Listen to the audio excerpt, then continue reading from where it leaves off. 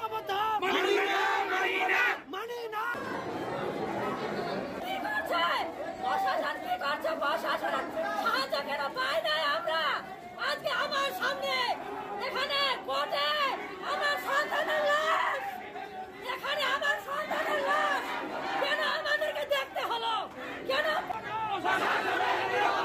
আমার ভাই মরলো কেন? জবাব চাই, জবাব চাই, প্রশাসনের জবাব চাই। আমার ভাই মরলো।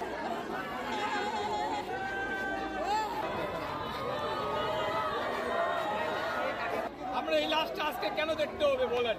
আজকে দিনটা দেখতে হবে কেন? আপনি কেন পদক্ষেপ নিলেন না স্যার? আমাদের কথা হচ্ছে যে এই যে 25 লাখ টাকা নিচে লোক টাকা নোক, আমাদের ছেলে চাই। তো ছেলেকে আমাকে কেন এইভাবে মাটির তলে গাড়ি রাখলো?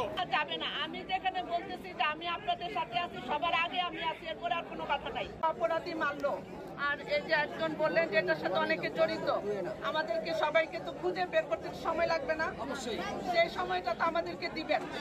আর ফাঁসি, এটা শাস্তি ফাঁসি, ফাঁসির পরও যদি কিছু থাকতো সেটা হচ্ছে এই শাস্তি। আমি বলি আপনাকে আমাকে কথা বলতে আপনারা প্রশ্ন উত্তর দিন না। আর কোনো কিছু আমরা মানি না। যদি অন্যান্য না পারে তারপর আমরা ব্যবস্থা নেব, পদক্ষেপ নেব না। দিয়ে তাকে উদ্ধার করার জন্য চেষ্টা করি। আমাদের জীবিত যে 24 টিম আছে জানেন, ইতিমধ্যে বেশ কিছু সাফল্য তারা দেখিয়েছেন। তাদের অক্লান্ত পরিশ্রম এবং তথ্য প্রযুক্তির ব্যবহারের মাধ্যমে আমরা গতকাল সন্দিগ্ধ দুজনকে আমরা অ্যারেস্ট করি। এক হচ্ছে সিজান, 2 মুরাদ। তাদের সাথে কথাবার্তা বলে তাদের জিজ্ঞাসাবাদ করে আমরা জানতে পারি যে এই অপহৃত মোহাম্মদ মিলন হোসেনকে তারা অপহরণ করেছে এবং অলরেডি তারা তাকে হত্যা করেছে।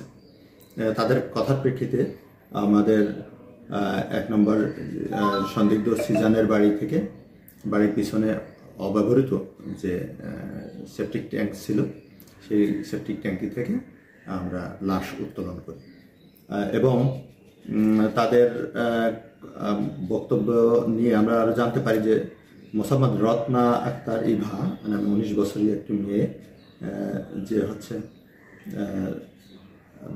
আমাদের এই দুজন যে আসামি আছে তাদের একজনের ভাগ্নি, তাকে আমরা অ্যারেস্ট করি এবং মুরাদের হেফাজতে থাকা 4,97,000 টাকা আমরা উদ্ধার করি। আপনারা জানেন ইতিমধ্যে কিছু টাকা লেনদেন হয়েছিল, যেটা আমাদেরকে না জানিয়ে আমরা নিষেধ করেছিলাম, কিন্তু হয়তো সন্তানের কল্যাণ কামনায় বা যাতে পুলিশকে তারা থ্রেট দিয়েছিল যে পুলিশকে জানালে হয়তো মেরে ফেলবে, এই জন্য